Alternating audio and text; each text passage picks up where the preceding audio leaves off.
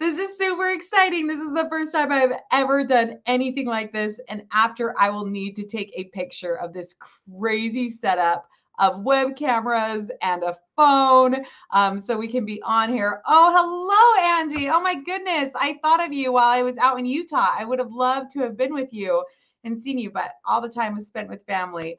So today, my friends, I'm going to be talking about how my family and I planned this international travel and how we do it on a budget. And I'm really excited about this because, like most of you, we have been homebound for most of the pandemic. And so it's very fun to be able to talk again about traveling internationally. And I'm here to answer your questions. And so if you have a question, feel free to just drop it in the chat. We'd love that. It helps us get some good interaction going.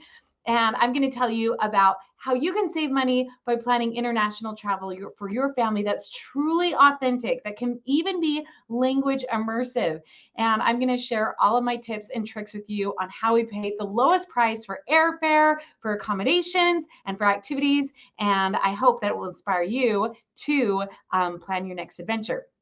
So if those of you who may not know, my name is Adrian Babbitt. I'm the founder of Learn With Me Languages and the Family Language Exchange. And what we do is we help families learn Spanish and English together through language exchange that is online, totally virtual. And we make it super simple and easy. We have curriculum as well as teachers that help in these language exchange classes. And so it's gotten me even more excited about traveling with my own family to Mexico this summer. Oh, hey, Julia, thanks for joining us. And we just can't wait to have this experience. In fact, so much so, my husband and I jumped on a plane early so we could check it out. We just returned a couple of weeks ago from going to Guadalajara, Mexico. And I was just noticing on my feed the last few days that it was this very week that in 2019, my family and I spent a month in Spain. My husband got away with me for like a week in Europe, or Italy, which was awesome. But most of the time it was in Spain. And I want to let you guys know how we did it, because I think a lot of times people look at international travel and they think, oh my gosh, that would be such a headache with kids, or that would be expensive. And I want to let you know that you can really do it at an amazing deal, an amazing price. In fact, my husband and I's round trip tickets to Mexico this a couple of weeks ago were under $300. So it's something that you can do as well for a great bargain. So let me just get started and talk to you a little bit about some of the tools that I use to make sure that we are getting the best deals possible. So I have used airline miles in the past, and oftentimes I think when people are thinking about trying to get things at a good deal, they think about using miles. But I'm going to tell you the reason why you actually don't want to use airline miles when international traveling with a large family or even a small family. And that there's different tools that you can use that will help you save a lot more in airfare without having to like open up different charge cards and things like that. Although I've done that in the past, I use it to try to get domestic flights that way. So there's two tools that I use, Scott's Flights as well as Next Vacay, and they send alerts to my email as flights go down in price. And sometimes people ask me like, well, what's the difference of this, of Google Flights or whatever it might be? What I found with this is they have this algorithm that makes it so you know when the price is going like the very lowest. And our flights to Spain, we actually got for $425 a piece, when typically, you know, it'd be like $1,000 to go to Spain that way. And in fact, I even had booked until COVID canceled the trip, $275 a ticket round trip on American going to Madrid. I had never been so sad before in my life to have to cancel a flight when I had known I'd gotten such a great, amazing deal on it that way. So I definitely recommend, if you are trying to go as a family, to get on those list servers, and they cost like $25 a year. But my goodness, if you know you're going to travel internationally, it is so absolutely worth it, because the biggest expense that you're going to have will be in your airfare, most likely. Budget airlines like Volaris go down to Mexico for bargain deals. But personally, when I go to like Europe, I want to like be on an airline that has a little bit, I don't know, I want to go on American or Delta. That's just what I like doing. And feel free, if you've joined us, drop a question in the chat. I'd love to answer those questions as we go along that way. Now, the second thing that I want to tell you about is that you can save an amazing amount of money by staying at Airbnbs or by staying with friends. And it's really cool because this summer we've made these awesome friends through the family language exchange. And so several of them just offered, yes, please come stay with us. And because of that, and because we've gotten to know them online, we're going to have this amazing experience visiting them. And so if you don't know people abroad, don't think that that limits you to being able to go and have a really cool cultural immersion experience with another family in another part of the world. You can so develop those relationships and go to their home, and you can welcome them in your home someday as well. So accommodations, you can save a ton on that. When I went to Costa Rica with some girlfriends prior to the pandemic, Airbnbs were an amazing price. We're talking like less than $50 a night. And so that's a great way to travel at a much better price, to be able to travel for a longer period of time because you're not paying as high of an amount in the accommodations that way. Now, I have to tell you, we learned some things when we went to Spain. Oh my goodness, we learned some stuff. We learned that you need to have enough currency with you all of the time. We left a debit card with our friends in Spain when we went to Italy. We had like no money to pay for a water taxi that only took euros at like midnight. I thought the Italian mafia was going to come after us because we're like, oh, all we have is a credit card. And he's like, stay right here. I'm like, oh no. Oh, hello, Isaac. My brother is on. Welcome, welcome. So we definitely learned our lesson to have enough currency on you. And sometimes people feel like not secure carrying a lot of cash on them. I have a great like money belt type thing that I wear. And then we just always split our cash up. We split a little bit that's like in our bags, a little bit that's on Mike, a little bit on me. Oh my goodness. Isaac is dreaming of taking his family abroad. Yes. You need to do it. You need to do it. I know that you loved going to, I think it was Switzerland several years ago. That's on my bucket list for sure. So yeah, write in the chat what you thought of that. If you would take your kids to Switzerland, I'm very curious. And Julia, if you're still on, tell me if you've been abroad with your kids. I know you've been to Germany before, but I'm guessing Jasper hasn't been with you yet. I'd be curious to know that. So it's really important to just have a game plan for money. And to know like with your credit cards, what you can take out and what sort of fees that you're going to pay that way. It will save a ton of money if you have a plan around that. Another thing that we found that was particularly important when traveling with kids was having a food game plan. Definitely having a food game plan. Each day, just communicate beforehand and make sure that you have backup snacks with you.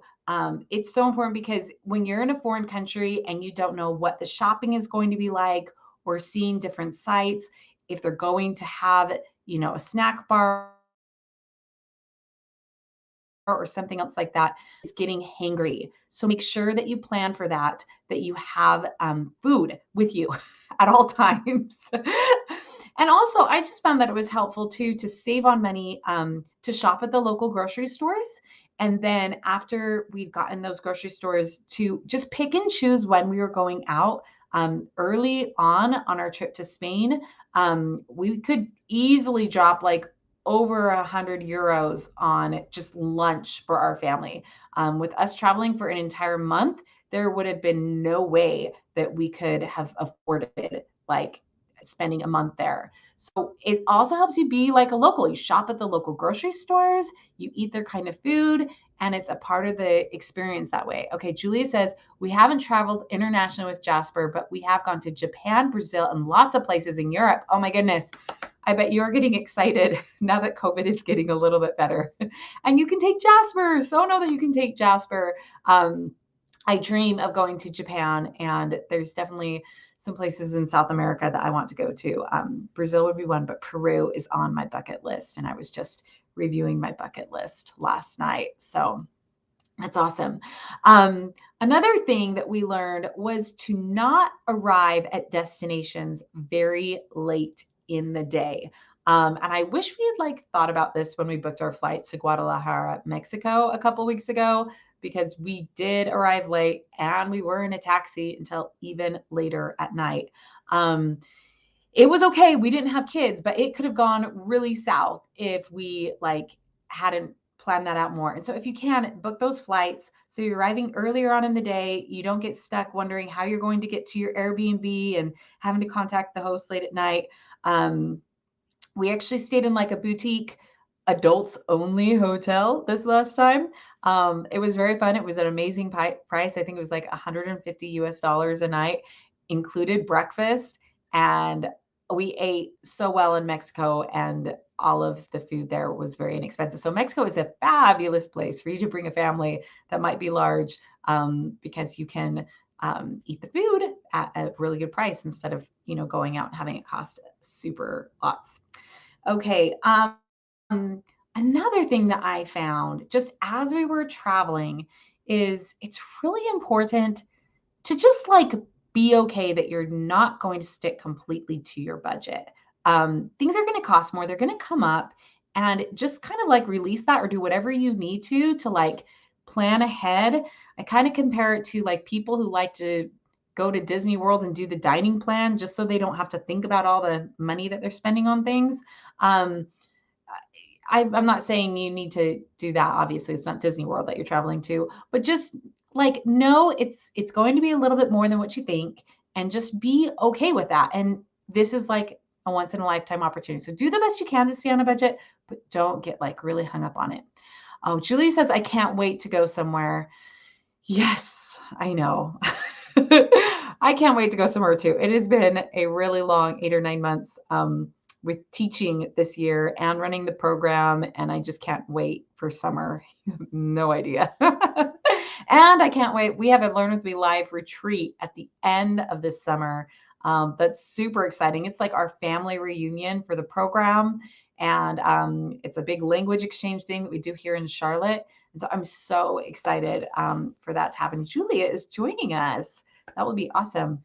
Okay, another note here, my friends, is make sure that you plan for bad weather or make sure that you make that where you're going, it might not be unseasonably cold or unseasonably hot that year.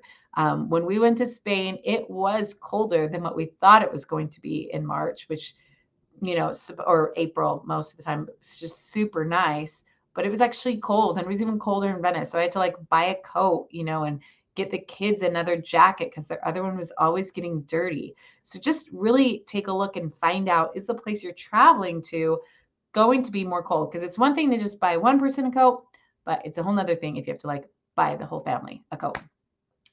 And please drop in any questions. If you've joined us, I'd love to see what y'all think about this.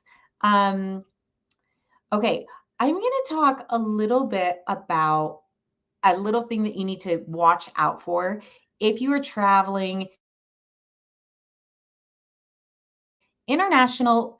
So the carry-on size, for instance, in Europe is not the same as the carry-on size in the United States. It's much smaller. And so know that particularly if you're going to be hopping on like another flight once you get to Europe, if your bag is not that size, you'll get charged a checked bag fee. And sometimes if you're on like a budget airline carrier, it will be a really expensive baggage fee, like 60 to 80 euros. And so make sure you check and see the type of flight that you got. If you got a flight on a great deal, it most likely doesn't include a checked bag. And just factor those costs in and be smart about it. Yeah, Julia says the carry-on size is tiny. Yeah. It's really tiny. And so like we had several bags that were like really big, and we didn't know that when we took another flight that it would cost more. So learn from my mistakes, friends. Learn from them.